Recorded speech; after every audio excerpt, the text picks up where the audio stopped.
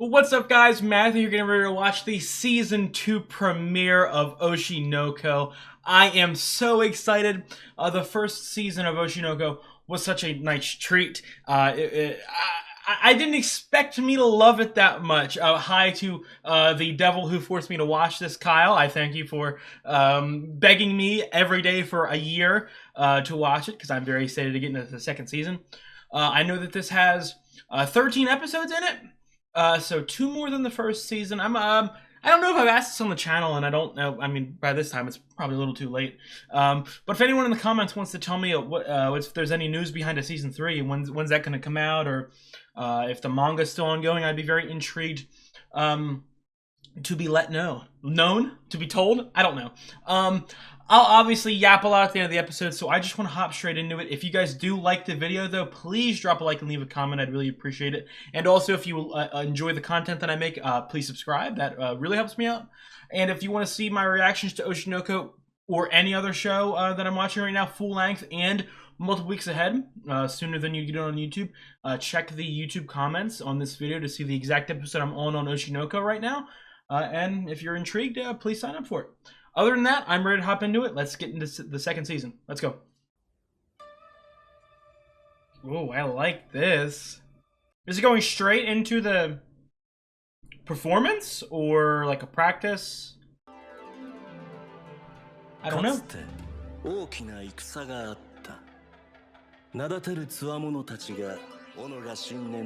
This is so fucking good.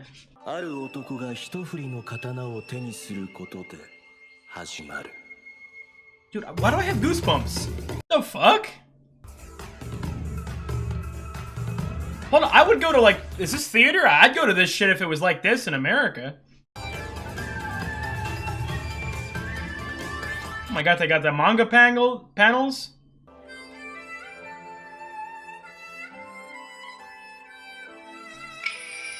I spoke about it last season.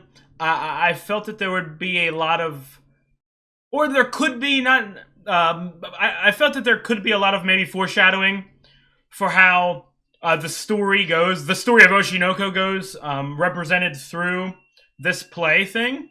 So I do kind of want to pay attention to the story a little bit. Tokyo Blade. It was Tokyo Blade.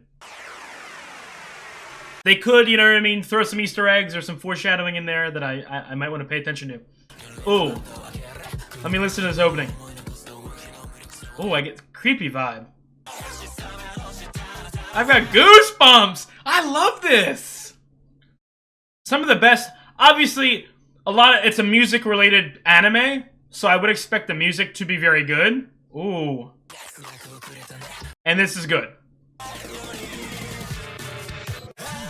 Again, I don't really want to pay too close attention to the visuals. I'm just sort of looking for fun right now.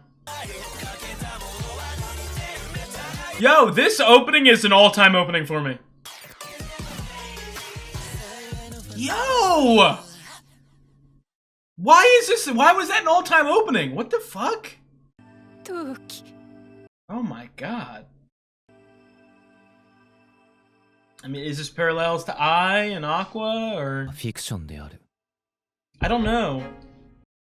Aqua, I don't know. I think this might foreshadow some of the real shit that's gonna happen in the show.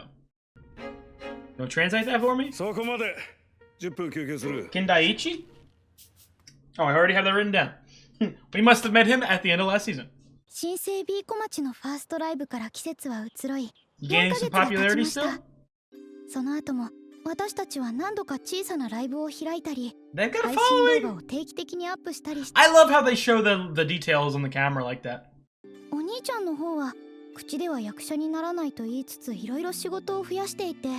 He's a man on a mission. I need them to talk about their past lives. Damn, it's like a goddamn refresher?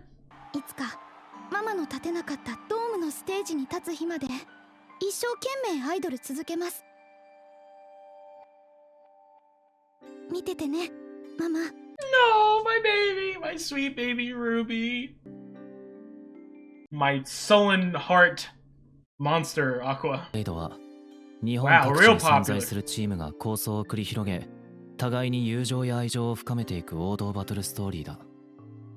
有馬は主人公たちの新宿クラスタに所属していて、茜と俺たちが所属する渋谷クラスタが敵として立ちはだかる。Okay. 今回の Damn. チームが戦う渋谷構想編を柱に Shibuya conflict arc? What the fuck is this? Jujutsu Kaisen? 出番ずれてる方がぐちぐち言われるタイミングも少なそうで助かる。そういう。でも楽しくない？演技の話。私は無限。Is that a fucking floating door? What the fuck is that? それが通じるのは演技に情熱持ってるやつだけだ。情熱ないの？ないよ。I'm a man on a mission. に演技が好きで演技に真摯なやつばかりだ。俺は違う。演技は Oh my god. 続くための手段。劇団ララライ代表金田一と郎、愛に何らかの影響を与えた可能性のあるこの男 First sort of target に here. 近づくための手段。そろそろ休憩終わるぞ。You go talk to him? I'm not going on a date with you, bitch. ずっと無法地帯だった新宿が一人の男によって統一されたようです。 I like this vibe.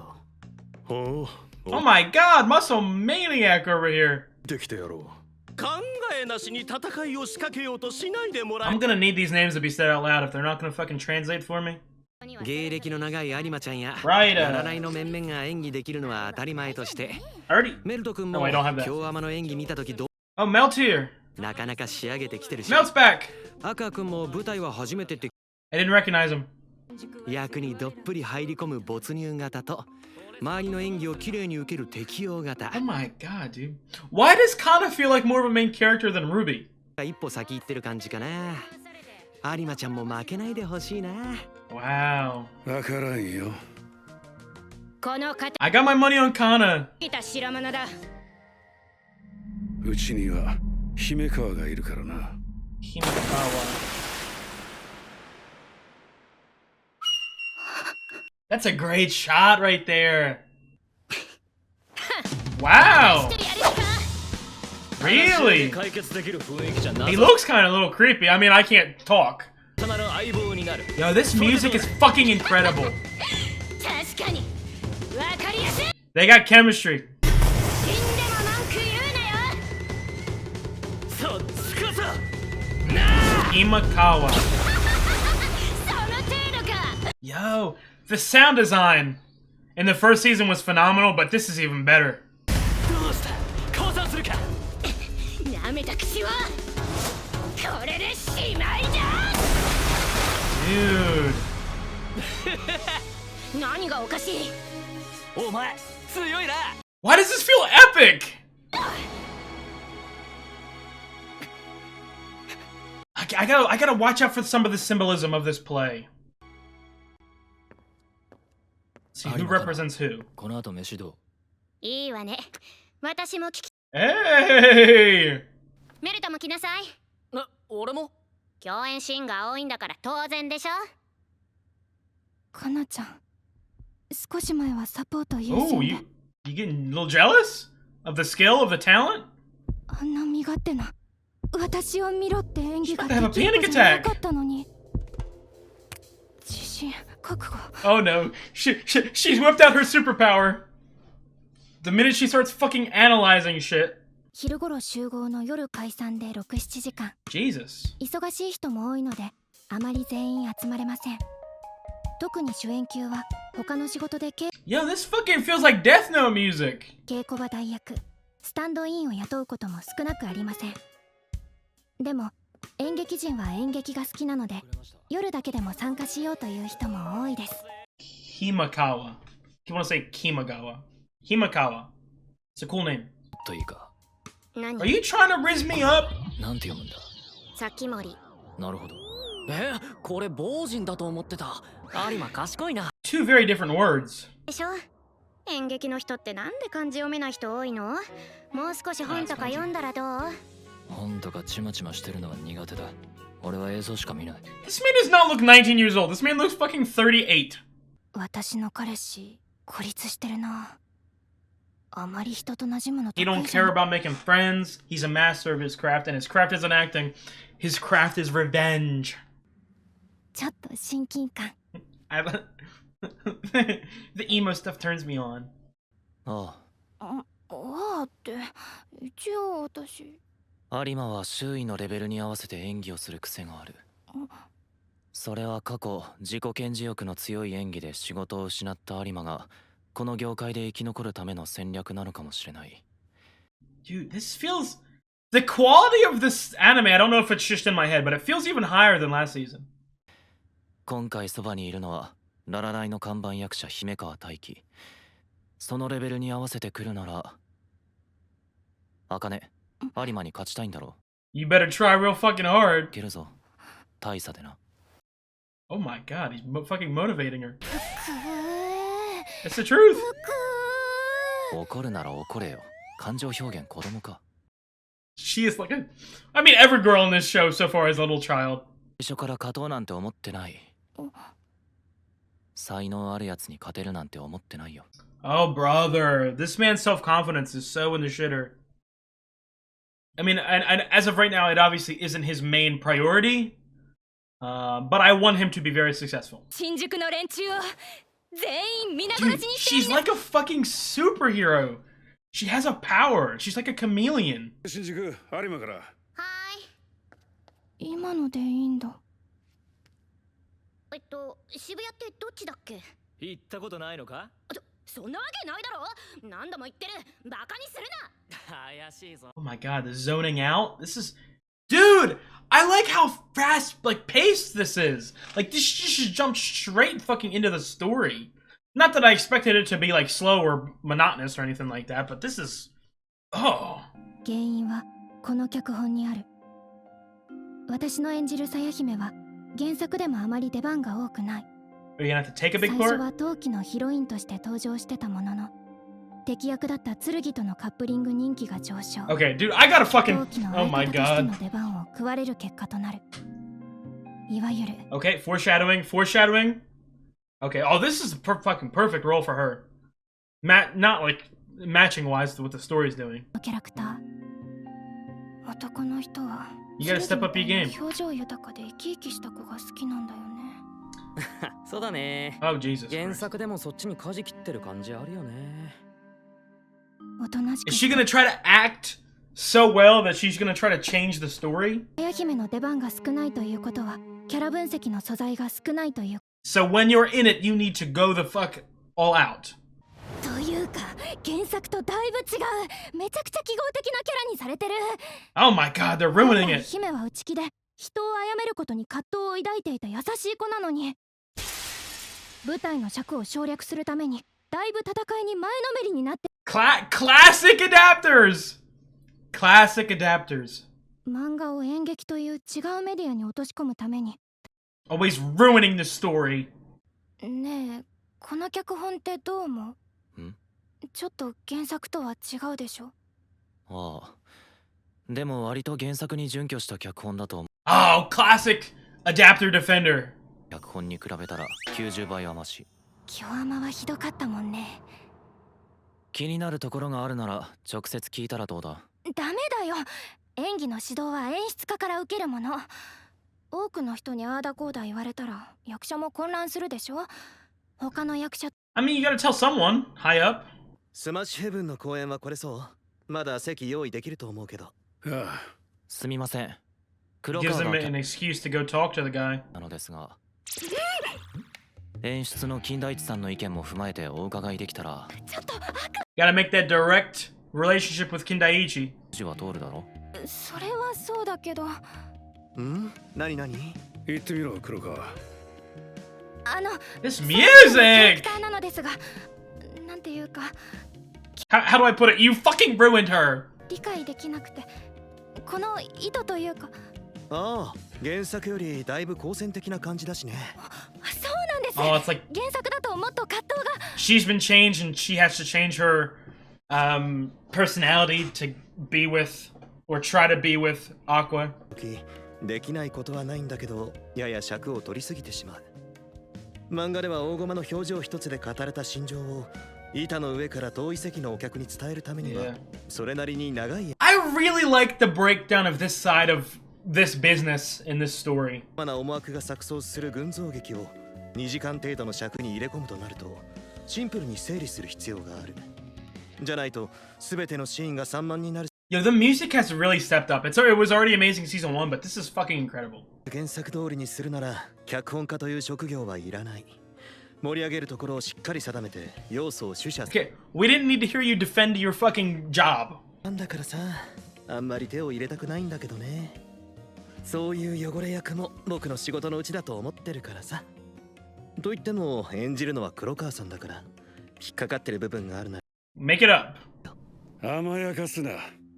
俺も原作は最初の何巻かは読んだが、さや姫のシ Oh, but you didn't read all of it. ズになる。いっそ活発なキャラにしたことで対立構造がシンプルになり、見せたい部分を分かりやす This is, dude, I like this. This is the classic. He didn't read the whole thing. いようした。この舞台においてお前の役割は心情の深さを見せることじゃない。人物 I feel like it's my job as an actor to always want to do that, though. 東京ブレイド作者のア A ビコ先生 Biko? と付き添いの吉祥寺と申します。吉祥寺先生、お久しぶりです。有馬さん、今日アマの打ち上げ以来ですね。アクアさんもまたお会いできて嬉しいです。光栄です。先生お久っす。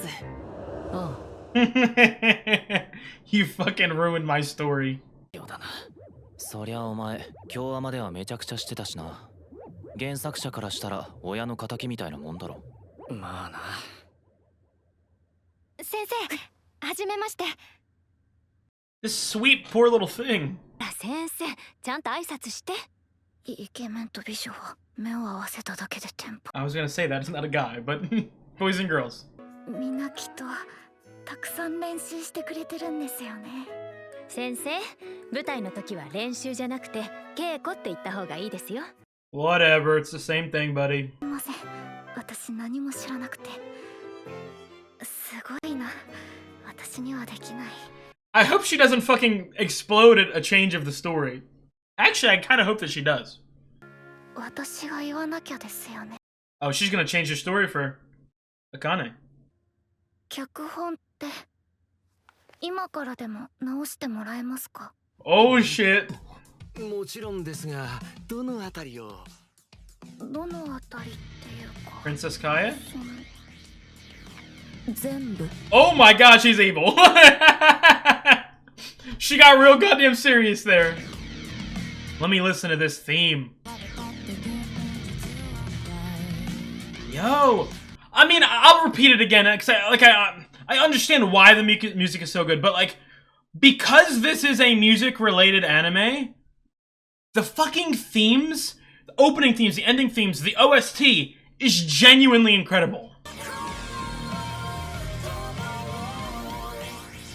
I've had goosebumps for like a good 30 seconds. This is one of my all-time, this might sneak into like a top 10, maybe top 5 ending themes of all time. Okay, that was the first episode of the second season of Oshi Noko. And it was fucking incredible. That, honestly, was that my favorite episode of the show?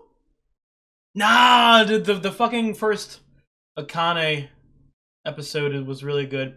I'm not gonna go too sort of deep into ranking right now.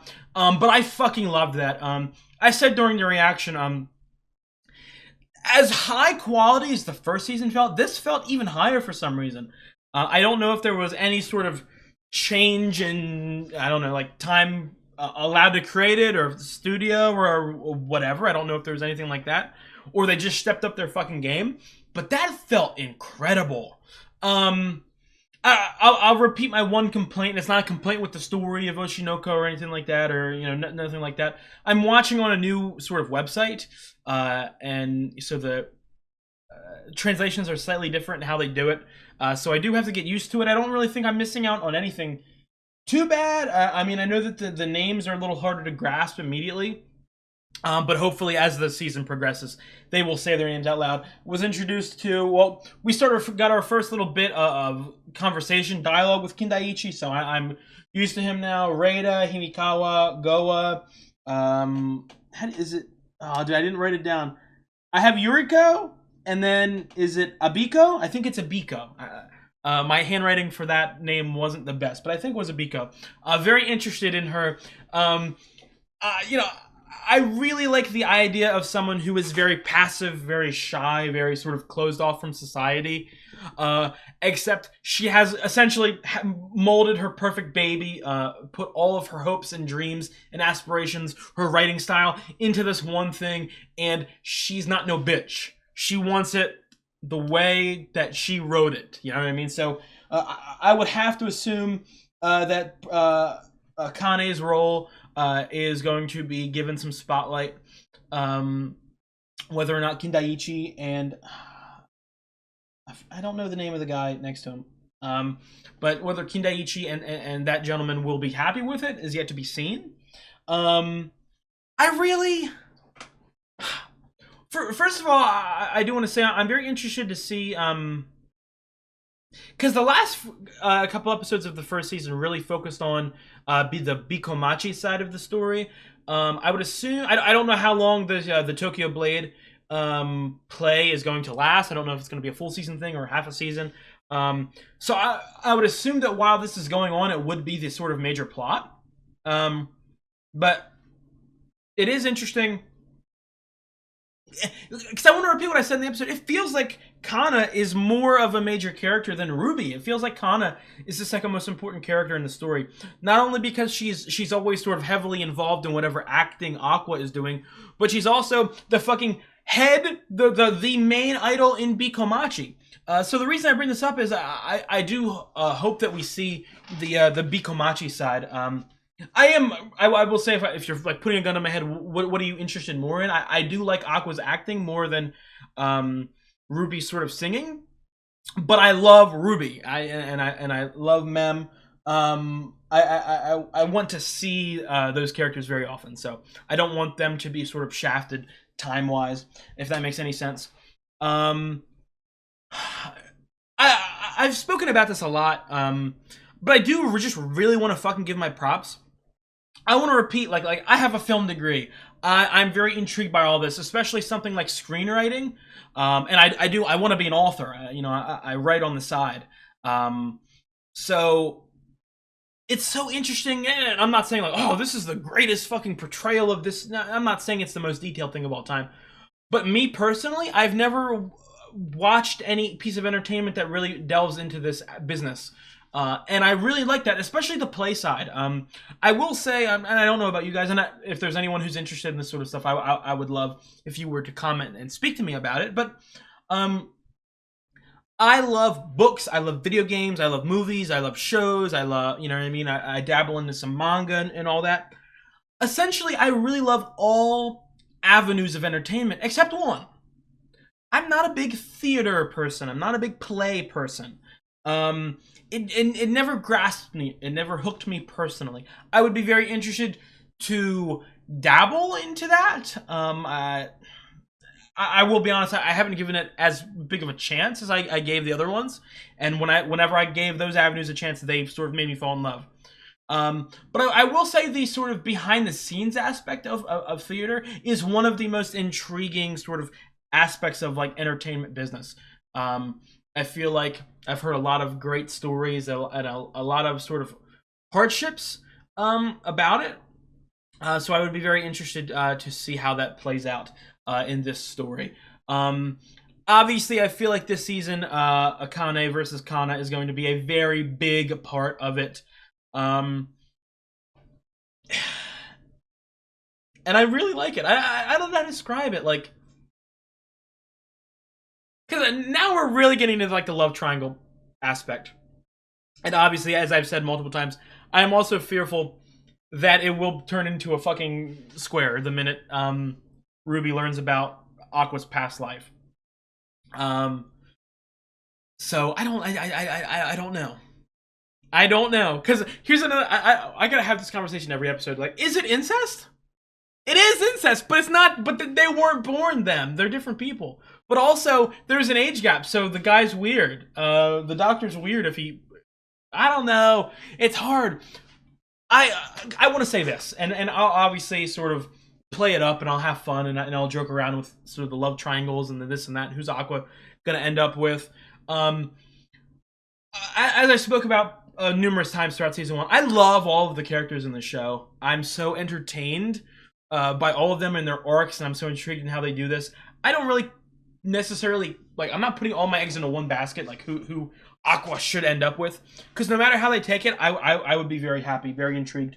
I do wonder something I wanted to say in the beginning of the discussion, but I forgot. But I do wonder when we're going to sort of really sort of lean into the revenge plot a little more. I'm not saying I need it, especially right now. Like I'm not fiending for it. I'm not losing patience or anything like that. As I've repeated and as I've stated multiple times, you can tell my excitement about the acting and the singing part of the business and learning that side and seeing them grow. I really love that. But I also do want to see the sort of revenge plot expand a little. Mostly because, again, I don't know exactly yet, but I don't really see like this story isn't going to be as simple as Aqua keeps doing acting jobs until he finds the killer, and then he goes and kills the killer, and then the story ends. It's not going to be as simple as that. There's going to be either very complex struggle to actually get revenge, or what I predicted last season and what I'll still stick by. I don't necessarily like. This prediction is just actually more just me loving Aqua as a character and wanting the best for him. I don't want to see him like ruin his life and get revenge and then kill himself or whatever because he has nothing to live for. Like I don't want to see something like that. I want to see him realize he has a love and a passion somewhere in the industry. He wants to be like his mom. Obviously, it's been hinted at. You know, he had a crush on Ai growing up.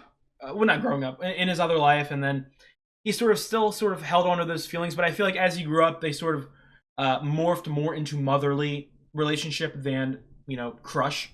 And I think he's still struggling with that. I think that the very obvious outcome of that inner struggle will be him realizing that he not never, but right now he doesn't love her and can date and can move on. And, I don't want him to be held up by this revenge. I mean, it's sort of a cliche almost to...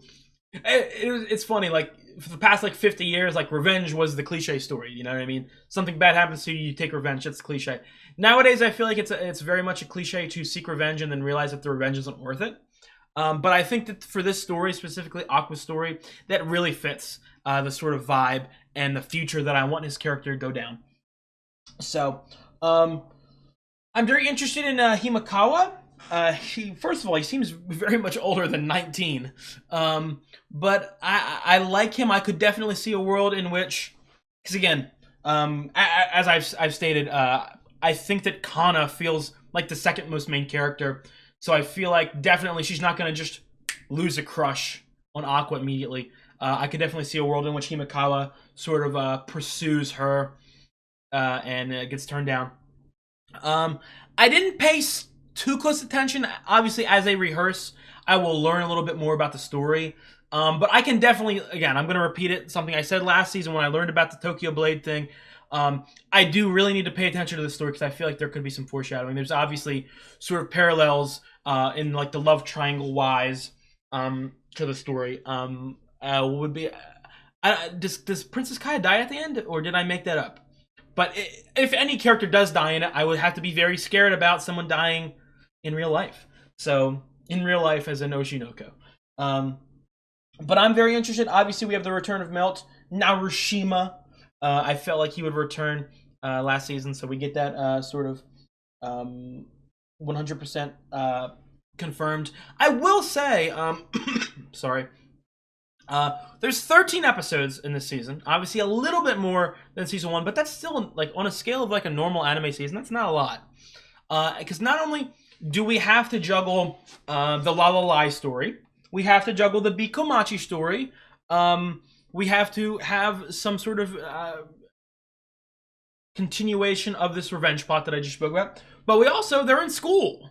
So we need to sort of, still interact with Frill and Minami and all that. So they do have a lot to juggle this season. I'm not saying I'm scared that they won't be able to perform it well, but I think that they're going to do a good job. Like I said, a lot on their plate, but I think that they will perform it well. I will say, and then it's almost like what's it called? Like breaking the fourth wall when they keep discussing like the hardships of adapting and how some storylines need to get cut and condensed and how some characters need to slightly act different ways.